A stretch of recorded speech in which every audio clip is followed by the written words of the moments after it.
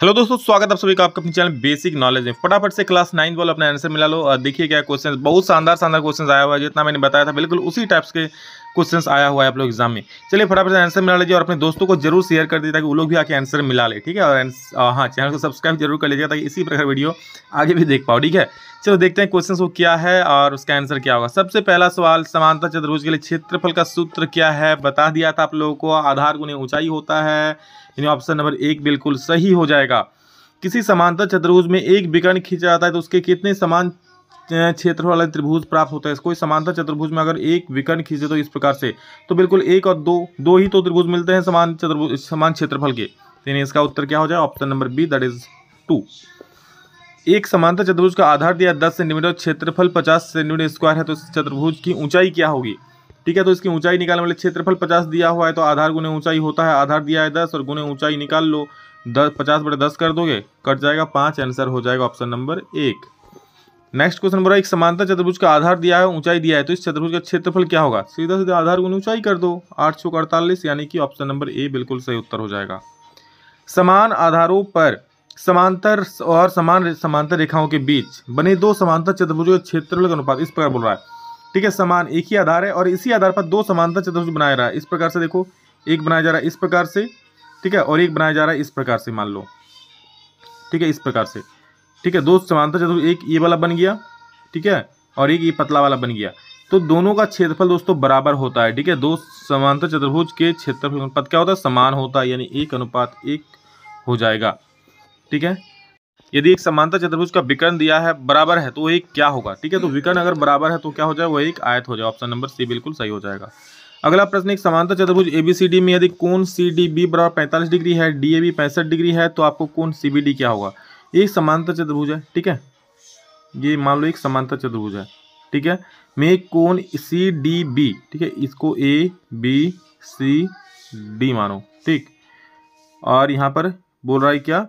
सी D B इस प्रकार से। सी डी बी दिया आपका कितना? 45 डिग्री। डी ए बी, ठीक है, एक मिनट, कहीं ये गलती हुआ है थोड़ा सा। D A B, C D B हो गया, सी डी बी, और डी ए बी बोल रहा है ना, डी ए बी ये वाला दिया है 65 डिग्री। ठीक है, तो आपको सी बी डी निकालना है। तो ये 65 तो ये भी 65, तो 65 और इधर आपका हो गया 45, कितना हो जाएगा? 70, 110, 110 और कितना हो जाएगा? 70, तो 70 डिग्री इसका आंसर हो जाएगा। सवाल कराया हुआ था मेरा, आप लोग देख लेना, बहुत आसान से मैंने बता दिया था।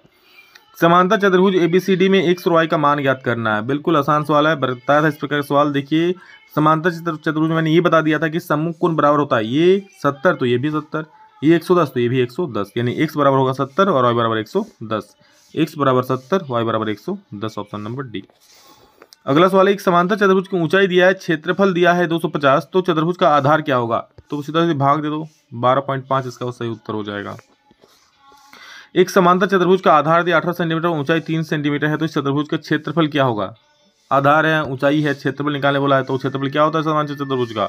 आधार गुने ऊंचाई, यानी 18 या 54, that is option number D सही हो गया जी।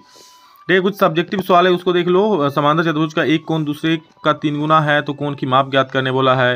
यदि समांतर चतुर्भुज का क्षेत्रफल इतना दिया है, ऊंचाई दिया है, तो आधार क्या होगा? तो आसानी सवाल है। एक समांतर चतुर्भुज का आधार दिया है, ऊंचाई दिया है, तो इस चतुर्भुज का क्षेत्रफल ज्ञात करने बोला, ये भी आसान है।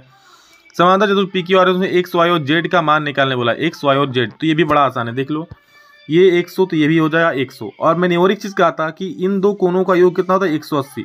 ठीक है, तो अब ये 100 हो गया, तो ये कितना हो जाएगा? ये 100 हो गया तो ये 80 हो जाएगा, क्योंकि दोनों का जोड़ कितना होता है? 180 होता है, तो ये 80। अब ये 80 तो ये भी 80, बस हो गया सबका मान। ठीक है, और एबीसीडी एक समांतर चतुर्भुज है, ए परपेंडिकुलर डीसी है और सी एफ परपेंडिकुलर एडी है। यदि इतना वैल्यू दिया है तो एडी का मान ज्ञात करना है, तो वही क्षेत्रफल लगाएंगे, बन जाएगा। आप लोग आगे सब्जेक्टिव सवाल, ऐसे सब्जेक्टिव देखना नहीं है आप लोग, एग्जाम में ऑब्जेक्टिव ही आएगा।